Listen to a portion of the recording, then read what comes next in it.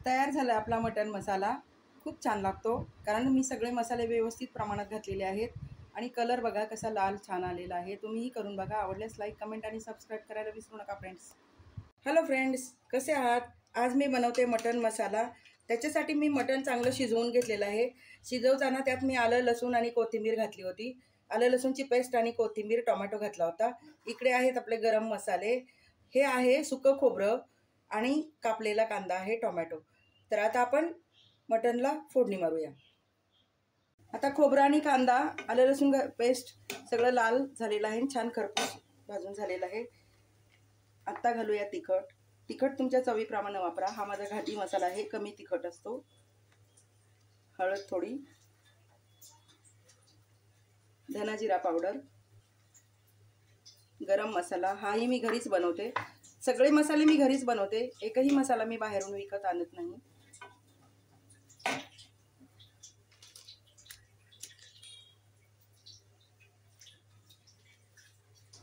आता कलरसाठी थोडी लाल मिरची घालूया, जे तिखा लाल असतं नाही का ते घालूया, त्यामुळे कलर छान येतो।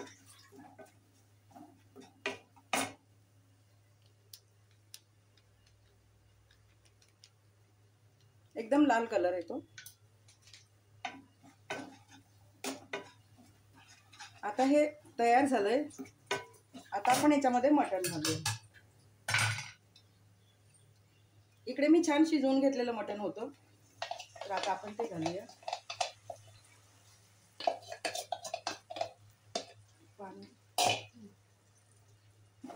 आणि चांगलं हलवून घेऊया।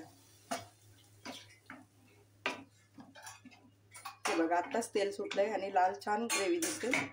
जास्त पाणी नाही घालायचं आहे, थोडंसं सुकाच करायचं आहे।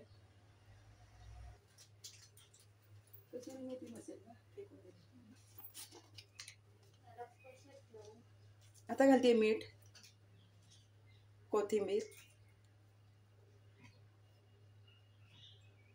मटण शिजलेलं आहे, आपण फक्त चांगली उकळी काढून घेऊया। तयार झाला आपलं मटण मसाला। आता छान उकळी आलेली आहे।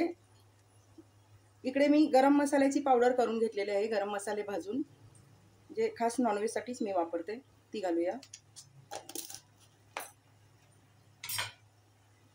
तयार झाला आपला मटण मसाला। हे बघा, मी थोडीशी ग्रेव्ही ठेवणार आहे। कलर खूप छान आलेला आहे आणि वासही खूप छान सुटलेला आहे।